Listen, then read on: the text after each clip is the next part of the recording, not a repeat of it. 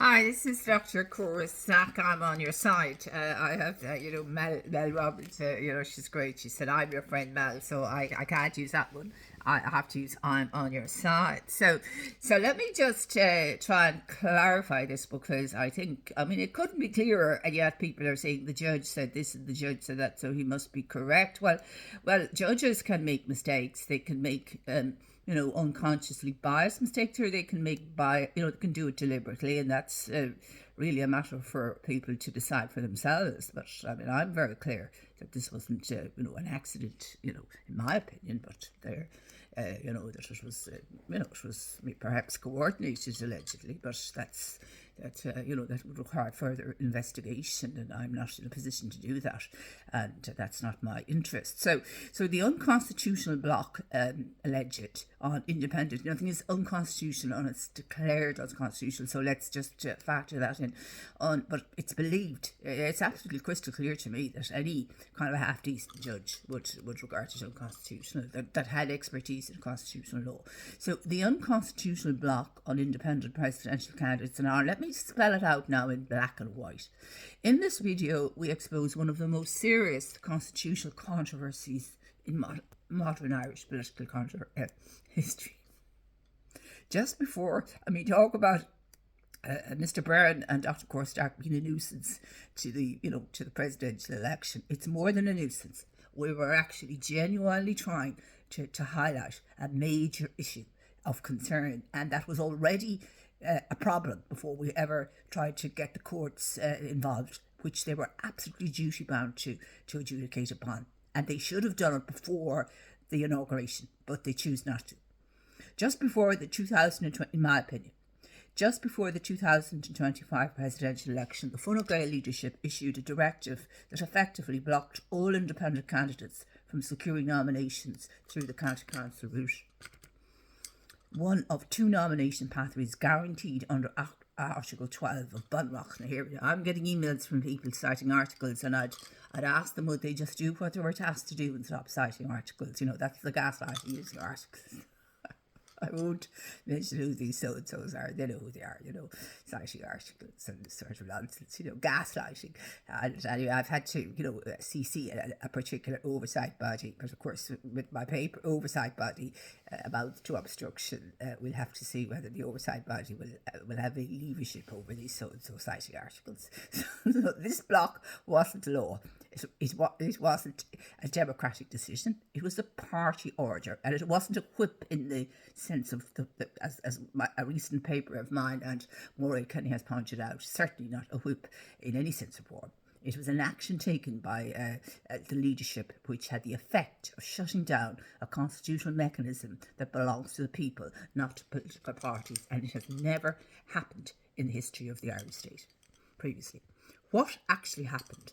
Under Article 12.4.2, I know this is kind of technical, a presidential candidate may be nominated by 20 Oireachtas members or 20 county or city councillors.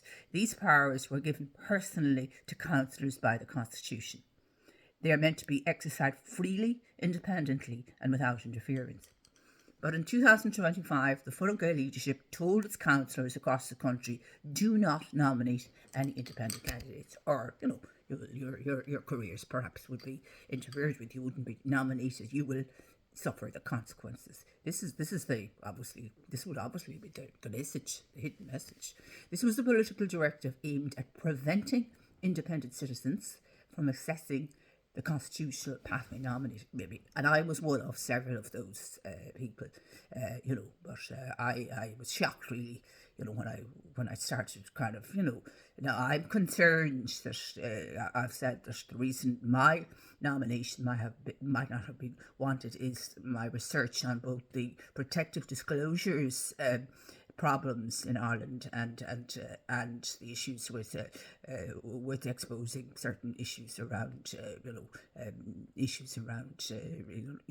problems in the court system around particularly concerning the rights of litigants, and this might have shown courts up in a bad way and shown the Minister of Public Expenditure that in a bad way. So there are two former ministers seem to have flown the nest in recent days or recent times.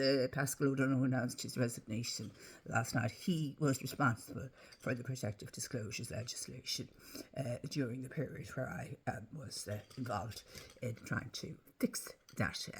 Those mistakes or those problems with the Act, which were unfortunately fixed in a way that it was very, very constitutionally or very questionable, highly questionable.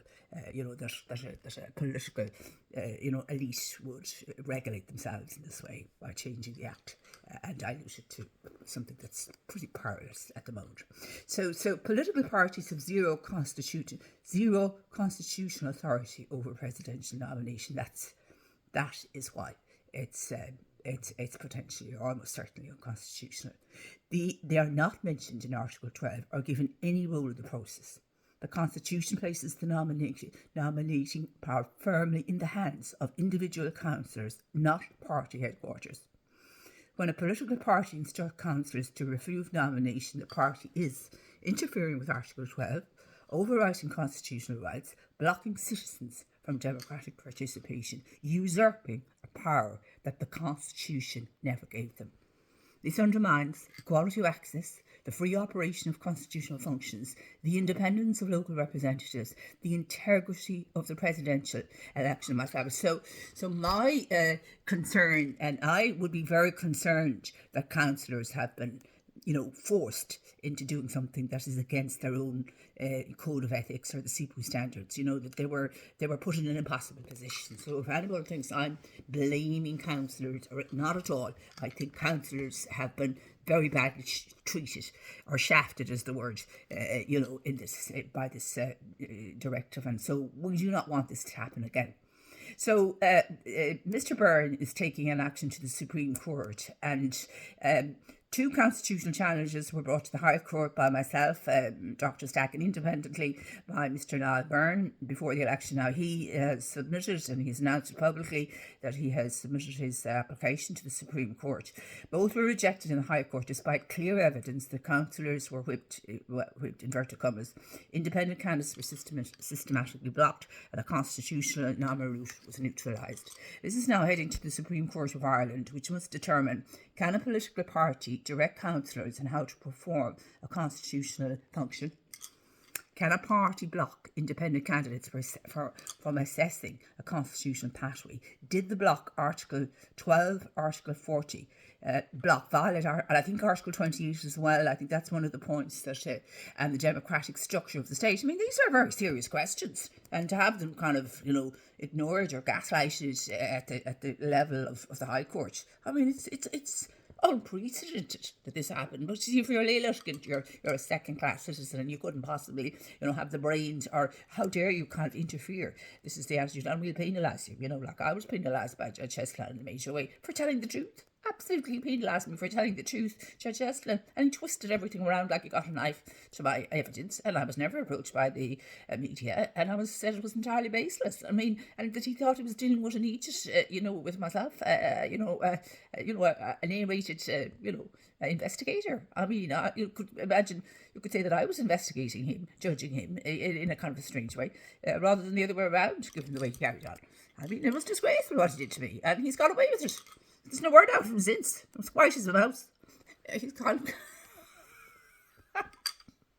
There's something wrong there. I reckon they were colluding, the two boys, Krieg and I reckon there was phone calls between them. This is my theory, but of course I can't substantiate who they were talking to, in between. Were they talking to each other? How will we manage these two problems out of the courts? What are we going to do? Oh, that's that one. Make sure you can hit her hard with the hammer. Did the block article violate Article 12, Article 40 and the democratic structure of the state? If the Supreme Court finds the block unconstitutional, it may issue a declaration invalidating the block. This is what I'd hope. A declaration that parties cannot interfere in the future with Article 12 in this way. A recognition that the election process was tainted, or other remedies necessary to protect the Constitution. Why this matters for every citizen. This is not just about one citizen or one candidate. It strikes at the heart of Irish democracy. Can political parties override the Constitution? Are independent voices allowed in the presidency? Do local councillors with real constitutional powers or only party control powers? It seems to be now the only powers that councillors have is to hit people with the, the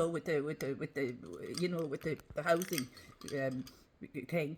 The thing for the paying that, and that's the only power they have to get money. So there's been an increasing trend over many years to take power from county councillors to the centre, which in my view is not good for local democracy, and perhaps more oversight of local democracy would have been a better approach than taking powers away from them in case they thought they were doing favours for their constituents, and that they could have more of a better oversight system in place for ensuring that didn't happen, because this now shows that the consequences of all these powers be taken for the county councillors. So I have great sympathy for the county councillors here, in spite of what county councillors might think. Is the presidential nomination system genuinely open, or from now on controlled? The answer will determine the future of Irish democracy. Ireland must remain a place where constitutional rights are real, nomination pathways are open, political parties cannot rewrite the constitution by internal policy, citizens have a fair chance to participate, democracy cannot be quietly manipulated. We now wait for the Supreme Court of Ireland to examine this unprecedented interference with Article 12. My name is Dr. Stack, and hopefully I have explained this in a way that's understandable for people. Now, the consequences of what the Supreme Court decide to do if they declare this unconstitutional, that is, I suppose, a matter for the Supreme Court. But we tried to bring it to the courts before the presidential, indeed before the election, and we were blocked by the courts on both occasions. Well, Mr. Byrne, in particular, tried to get the inauguration, paused. I and Mr. Byrne both, in the previous weeks, tried to get the election paused in order to sort out all of these matters, and were refused that application by the High Court. So these raise major questions for the judges concerned, who are known as the heavies in the High Court, allegedly, but I'm not, whether they're heavies or not. They certainly were very heavy on me with costs, and I was certainly not, it was not a personal grievance, absolutely not. It was in the public interest, and the way I was treated by Judge Heston was absolutely disgraceful. I mean, he should be ashamed of himself, not just for me, but for what he did, and both of them did, to the Irish Constitution, completely and profoundly disrespected it, and it suggests to me that there was conflict of interest behind the scenes, perhaps with the Harrises or the Fitzgerald, or other reasons which we cannot, or else, it's unbelievable. We knew we had, or perhaps there was other people influencing both Judge Cregan and Judge Heston behind the scenes. You see, we don't know, because they won't speak to us. I mean, they're not going to tell us what they were doing behind the scenes. Were they ringing each other, were they ringing somebody else, or were they told to do X, Y, and Z? We don't know, but we were very concerned that there was shenanigans behind the scenes, but we don't know. But what they did to the Irish, it's not to us, but to the Irish people, what they did, because they are supposed to protect the Constitution, not protect party, people in parties that perhaps appointed them, or were responsible for their appointment to their position, or helped them in some way, or even asked them. This is not acceptable. So Judge Heston has remained extremely quiet and has gone silent, and so has the other side when I've raised these concerns. Completely silent. Of course, the legal advice would be don't answer, don't. It's the usual silence treatment, gaslighting. So they've gone completely silent in the hope that will go away. This cannot go away because it happened.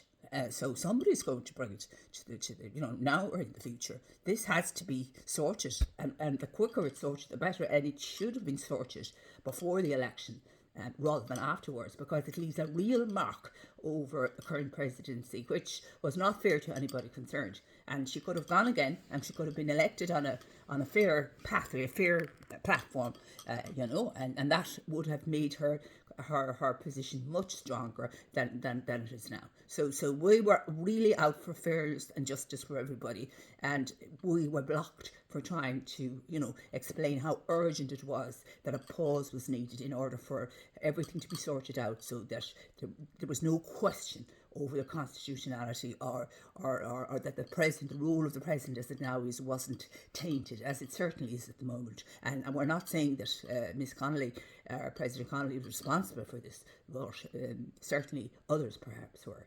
So that's just where I'm coming from, and I have been treated so badly over the years, and now I'm highlighting an issue which is certainly another uncomfortable truth.